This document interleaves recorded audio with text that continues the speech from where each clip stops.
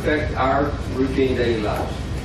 First and foremost, we're truly invested in everybody's personal rights and their privacy. That's what we live for. We live to support the Constitution of the United States, and that's what everybody wants to live by. And that's what we're here to do. So privacy, personal rights, top priority. We're not going to interfere with those. We're not going to interfere with people's livelihoods or negatively impact their commerce. So some of the counties that we're in, they're very concerned we're going to disrupt recreational activities.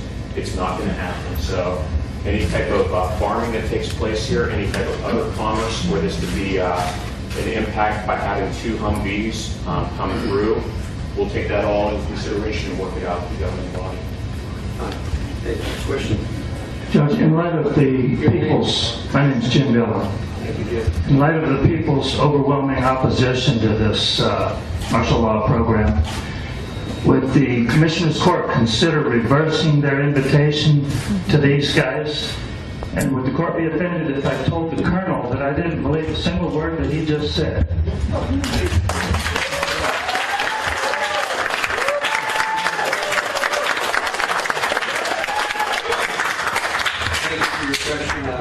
Will any part of this exercise be martial law? And is anybody getting paid, including the police or any elected officials? Okay, the first part of the question, Your Honor, no, it has nothing to do with martial law, period. We are Title 10 forces, not Title 32, nothing like that. No martial law in any way, shape, or form. We basically, simply want to train the United States Special Operations Forces for future operations overseas. That's it. That's where we operate daily. Even right now, while we're all standing here, there are guys putting everything they've got into it against an enemy that is very determined to rid us off of this planet. And I'll just ask this the way it's written. When we have a federal government that cannot tell the truth, how do we know that what you're saying is true?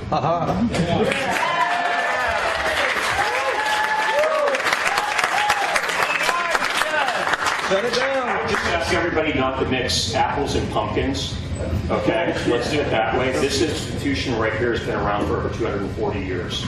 I've transitioned in this uniform, various shades of it, under 5 presidents, all of it peacefully. You may have issues with the federal government. You may have issues with the administration. So be it. Okay? But this institution right here has been with you for over 240 years. Period. I like that. And my question is, I want you to address receiving this and cutting it out and not bring it back by any other name that your strategist may find in this dictionary that has anything to say that it is a preparation for martial law. Yes, because it is not a preparation for martial law, sir. That's what you say. Thank you. And thank you for that succinct answer. Colonel, you said that this is a training military exercise, and this training entails unconventional warfare, which is guerrilla warfare training, which includes PSYOPs, psychological operations, which is a weapon. Psychological warfare is a weapon. And it appears that the PSYOPs are taking place right now. And psychological operations, being psychological warfare, that would be a weapon being used against citizens if you're talking about believing in, obtaining information, and all that sort of stuff. How do you respond to that, sir? One, there's not a PSYOP campaign going on associated with that.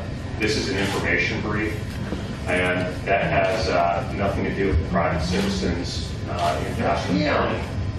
So I wish you could clarify the question, because it sounded more like a statement in the end. The question is psychological, psychological operations, is it considered psychological warfare? Is it considered weaponry in your Army training? No, it's an operation. It's a line of operation, or a line of effort at that point, not an operation. It's just the way that the effects are masked differently. So I'm not going to get into this. Okay, well, what I'm talking about is intelligence gathering, on citizens. That's not going to occur with this training exercise. Thank you, There's sir. the answer. The question I have, and I just need to be clear on this. Now, you're going to have plainclothes people that are going to be blending in, right? On private property. On private property.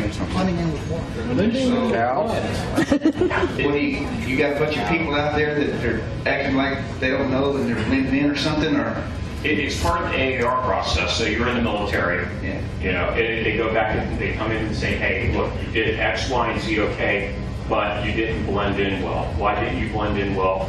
You've known that you would have to go do this for a couple of months. You should have studied the area, say Eastern Europe, and look at how they dress and take in their mannerisms. And you should have prepared for that. Okay, so you can guarantee us that I won't have to worry about the guy standing next to me being some kind of covert operation guy gathering information, that they'll come in later and pick everybody up? Okay. Thank you for your question. The gentleman here in the second row in the black shirt. Sir, yes, sir. Everybody really, truly wants this to be something that it's not, and they're not embracing it. They really want this to be a greater conspiracy. And in reality, all we want to do is make sure that our guys are trained for combat overseas. That's it. The same kind of excuses Hitler used to take hold of Germany, too. My name is Daniel McClue, and I'm a resident of Bastrop, Texas. I grew up here and got a rich family military history, so thank you for your service. You said the Department of Homeland Security was not involved. However, they are a cabinet position. It's under the jurisdiction of the president, and you are also under the jurisdiction of the president. So under the Bush administration, there's a document created which is part of a bigger idea, but it was called Right-Wing Extremism, Current Economic and Political Climate Fueling Resurgent and Radicalization and Recruitment. And I won't get too much into that. However, it talks about gun owners, Christians, veterans, people that believe in the Constitution. In fact, when I look around in this room, a lot of people that are represented in this room are in that document. And so it seems to me that it's maybe kind of a slight conflict of interest that the government would be here in Texas in a place where people believe in the Constitution, where there are a lot of Christians, and if you're not a Christian, you're still allowed to practice your religion, and we respect that. And a lot of people that are proud to be gun owners. And so to see a big military buildup here, to me, I think those kind of people that pay attention and look at the documents the government puts out on right-wing extremism under the Bush administration, but we've got a new president that, I'm not going to go any further on that. But, so I'm curious, and I'm no George Bush fan, but I'm curious. You said that the Department of Homeland Security wasn't directly involved in this. Are you aware of that document, the right-wing extremism? No, you'd have to, one, take up the issue that you have with the Department of Homeland Security on that. Okay. Two, when you say, hey, we're all in that category, that really does actually template across, I'd say, 90% of the military, regardless of service. And I'd again have So do you find it kind of offensive that the government would potentially label you as a terrorist, sir? Mr. Blue, that's enough. Okay, and also, according to Mike over here, he was talking about representation, Mr. Poppy. I voted for you, sir, and I respect you. And the people of Bastrop do not want this. We have lots of votes. Okay.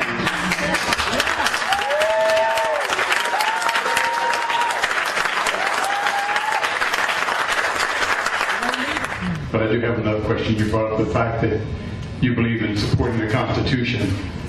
Why aren't you doing this job in Washington, D.C., where they don't believe in the Constitution instead of here?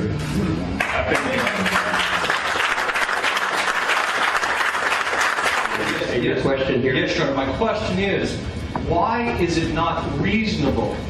Look, these folks, you're not going to be traveling in rental cars or cattle trucks in Afghanistan or any other country. Why is it not reasonable for me as a private citizen who just questions things, maybe conspiracy theories, but someone who just has some reasonable questions? Why is it not reasonable for me to see this is absolute training for a domestic rendition program where eventually, worst case scenario, if things go bad, good folks like yourself, Ms. Warren Oates, are going to go after Alex Jones, Joe Biggs, Cara Jackson. Why is it not reasonable, sir, for me to be scared about that? Good question. Let's let him answer that question. There's a reason that people have problems with this, and it's not irrational fears, it's well-founded fears.